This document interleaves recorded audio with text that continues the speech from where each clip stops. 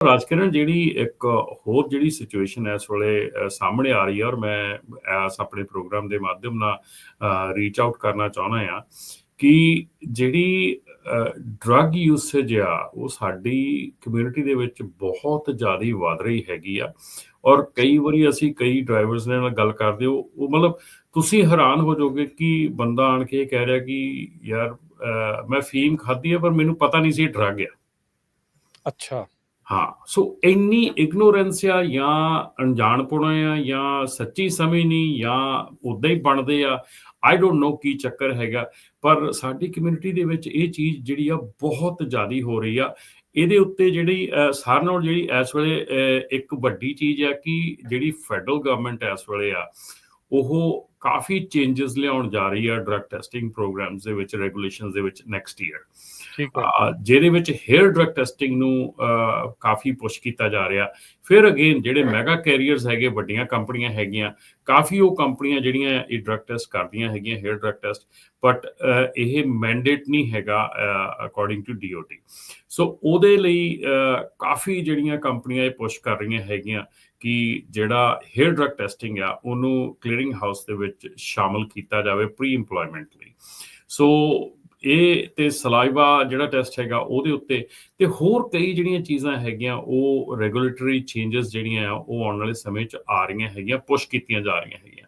ਸੋ ਜਿਹੜੀ ਇਹ ਸਾਡੀ ਡਰੱਗ ਯੂਸੇਜ ਹੈਗੀ ਆ, ਔਰ ਖਾਸ ਕਰਕੇ ਜਿਹੜੇ ਬਹੁਤ ਡਰਾਈਵਰ ਹੈਗੇ ਆ ਉਹਨਾਂ ਨੂੰ ਜਿਹੜੀ ਇੰਡੀਅਨ ਮੈਡੀਕੇਸ਼ਨ ਹੈਗੀ ਆ ਉਹ ਯੂਜ਼ ਕਰਦੇ ਹੈਗੇ ਆ, ਤੇ ਫਿਰ ਪ੍ਰੋਬਲਮ ਜਿਹੜੀ ਆ ਉਹ ਕ੍ਰੀਏਟ ਹੋ ਜਾਂਦੀ ਆ। ਸੋ ਮੇਰੇ ਖਿਆਲ ਦੇ ਵਿੱਚ ਮੈਂ ਕਹੂੰਗਾ ਕਿ ਆਪਣੇ ਡਰਾਈਵਰਸ ਨੂੰ ਇਹ ਧਿਆਨ ਦੇਣਾ ਚਾਹੀਦਾ ਵੀ ਆਪਾਂ ਜਿਹੜੇ ਕੰਮ ਕਰਦੇ ਹੈਗੇ ਆ ਇਹਦੇ ਵਿੱਚ drug usage, drinking, everything is prohibited. ਮੈਂ ਇੱਕ ਵੀਡੀਓ ਦੇਖ ਰਿਹਾ ਸੀਗਾ, ਉਹਦੇ ਵਿੱਚ ਆਪਣਾ ਬੰਦਾ ਆਪਣੇ ਨੂੰ ਟਿਕਟੋਕਰ ਕਹਿੰਦੇ ਹੈਗੇ ਆ ਤੇ ਉਹ ਪ੍ਰਮੋਟ ਕਰ ਰਹੇ ਸੀਗੇ ਕਿ ਤੁਸੀਂ ਯਾਰ ਡਰੱਗ ਨਾ ਕਰਿਆ ਕਰੋ, ਰਾਤ ਨੂੰ 2 ਪੈਗ ਲਾ ਲਏ ਫਿਰ ਕੀ ਹੋ ਗਿਆ, ਸਵੇਰੇ ਚਲਾਉਣ ਦਾ, ਸਵੇਰ ਤੱਕ ਬੰਦਾ ਠੀਕ ਹੋ ਜਾਂਦਾ, ਥਕਾਵਟ ਉਤਰ ਜਾਂਦੀ ਹੈ।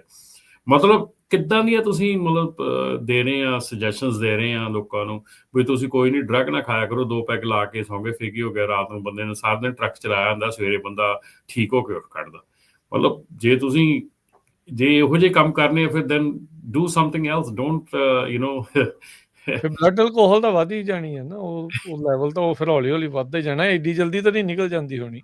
ਨਾ ਨਾ ਨਾ, ਅਲਕੋਹਲ ਦੇਖੋ, ਅਲਕੋਹਲ ਜਿਹੜੀ ਹੈ ਨਾ, ਅਲਕੋਹਲ ਦੀ ਇਹ ਚੀਜ਼ ਆ ਕਿ ਅਲਕੋਹਲ ਕੋਈ ਵੀ ਡਰੱਗ ਐਸਾ ਹੈ ਜਿਹੜਾ ਤੁਸੀਂ ਹੈਬਿਚੁਅਲ ਹੋ ਜਾਂਦੇ ਆ, ਜਦੋਂ ਹੈਬਿਟ ਬਣ ਜਾਂਦੀ ਹੈ ਦੈਨ ਉਹ ਹੌਲੀ ਹੌਲੀ ਜ਼ਿਆਦਾ ਲੰਮਾ ਸਮਾਂ ਤੁਹਾਡੇ ਬਲੱਡ ਸਟਰੀਮ 'ਚ ਰਹਿਣਾ ਸ਼ੁਰੂ ਹੋ ਜਾਂਦਾ ਹੈ।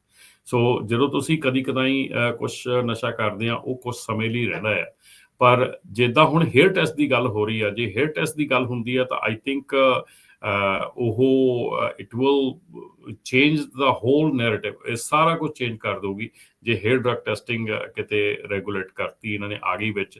It is going to change the whole narrative in the trucking industry. ਜੀ ਜੀ।